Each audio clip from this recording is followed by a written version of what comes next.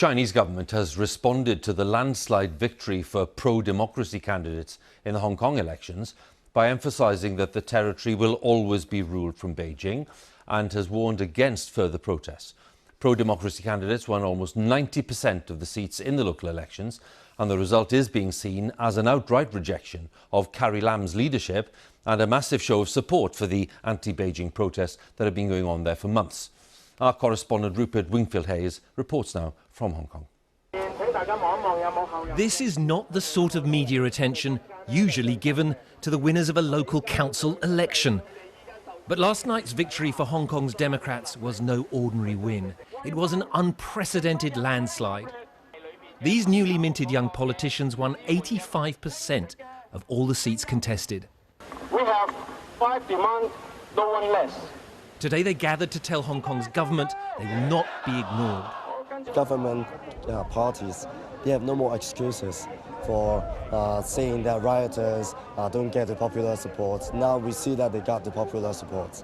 Hong Kong people have learned a lesson that they understand that without the democracy, any freedom or any freedom that we have is very fragile. It can be gone in one day by a tyranny.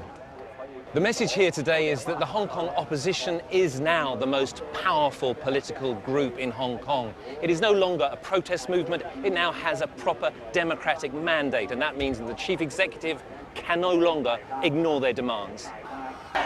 Time for the Hong Kong government to act may be short.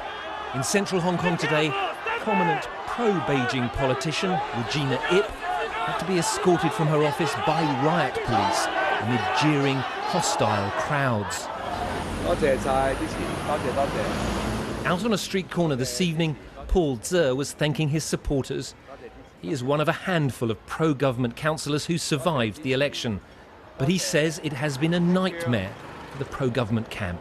Everything is wrong. I think we have to start with the government policies, government strategies, the composition of all kinds of things, the cabinet and what have you. I think it's just a very loud voice of the people that they're not happy with what they've been going through the last 6 months. But anyone looking for a hopeful sign from Beijing today got nothing.